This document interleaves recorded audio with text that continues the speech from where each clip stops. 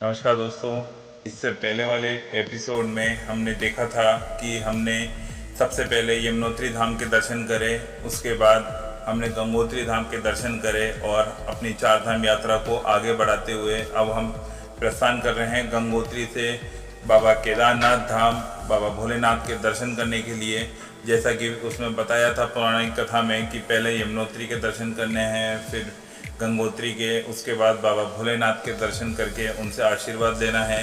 तो हम अपनी केदारनाथ यात्रा का प्रारंभ करते हैं बाबा भोलेनाथ के नाम के साथ। हर हर महादेव, जय श्री केदार, जय श्री केदार। दोस्तों, गंगोत्री से केदारनाथ धाम के लिए हमें कम से कम 10 घंटे से ज़्यादा का सफ़र करना पड़ेगा। और आप सभी को पहले भी बताया है मैंने कि केदारनाथ ज्योतिर्लिंग जो है वो जागृत महादेव में आता है और बाबा भोलेनाथ अपने भक्तों की सभी मनोकामनाएं वहाँ पूर्ण करते हैं।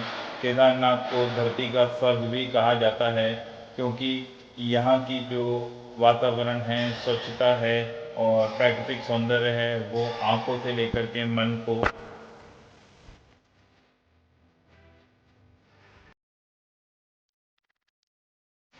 बहुत ही ज़्यादा सुंदर लगता है। और दोस्तों, यहाँ पहुँच करके ऐसा लगता है कि मानो स्वर्ग की अनुभूति हो गई है।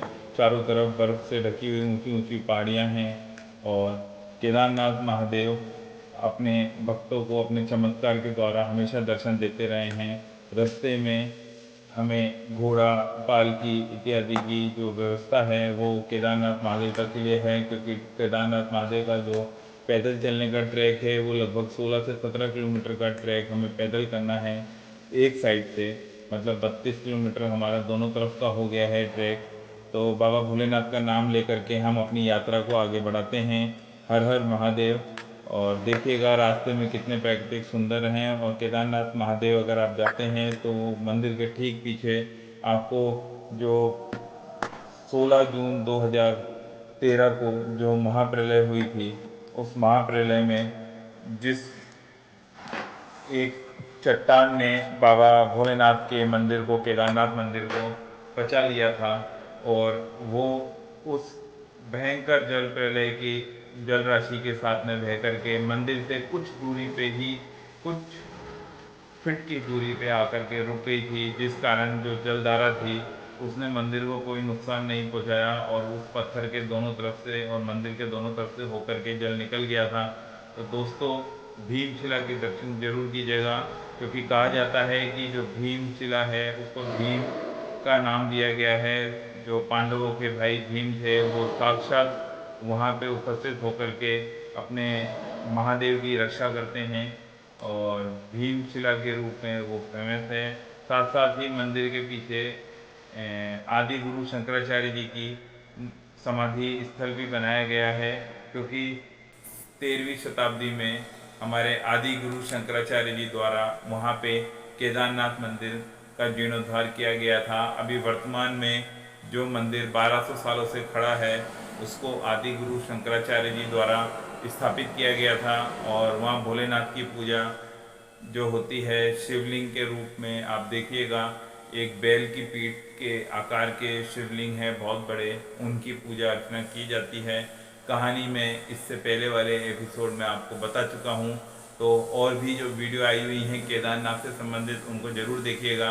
तो दोस्तों, हम दर्शन करेंगे सबसे पहले केदारनाथ महादेव के, जो कि अलकनंदा नदी के बिल्कुल किनारे पे बसा हुआ है।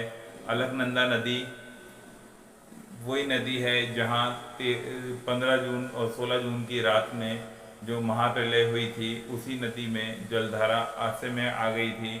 और केदारनाथ महादेव का जो मंदिर है वो चोराबाड़ी ग्लेशियर के अंदर आता है। चोराबाड़ी ग्लेशियर जो है वो चारों तरफ अथाह जल राशि और बर्फ़ के रूप में स्थापित है।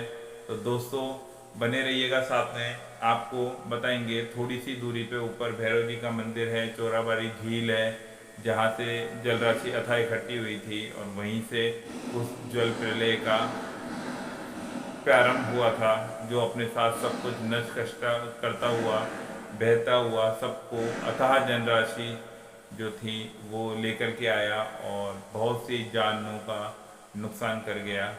जिन भक्तों ने महादेव मंदिर में यानी केदारनाथ बाबा की शरण ले रखी थी, वो सभी भक्त सकुशल बच गए। तो बाबा भोलेनाथ अपने भक्तों की रक्षा करते हैं। आइए देखिए, बाबा भोलेनाथ के दर्शन कर लीजिए आप सभी जने। जय श्री केदारनाथ। और आज के एपिसोड में ज़्यादा इसीलिए नहीं मैंने कुछ बताया है, क्योंकि हम पहले बात कर चुके हैं केदारनाथ ज्योतिर्लिंग के बारे में, उनके रहस्यों के बारे में विस्तार से बताया है मैंने आप सभी को। तो बने रहिएगा साथ में, क्योंकि धरती का स्वर्ग है केदारनाथ, उसके बारे में जितनी बात की जाए उतना कम है।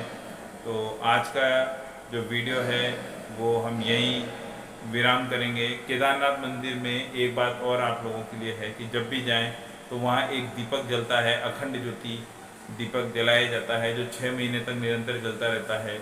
तो उस दिव्य ज्योति के दर्शन जरूर कीजिएगा। कहा जाता है कि 6 महीने जब इंसानों के लिए मंदिर खुलता है और जब बंद हो जाता है, तो बाकी के 6 महीने वहाँ देवताओं द्वारा ज्योत प्रज्वलित की जाती है और पूजा निरंतर की जाती है। तो ऐसे पवित्र स्थल को मेरा एचडी शिव दर्शन का बहुत बहुत नमन है। और अगर आज की वीडियो दोस्तों आप सभी को पसंद आए तो वीडियो को लाइक शेयर एंड सब्सक्राइब कीजिएगा। चैनल पे न्यू है तो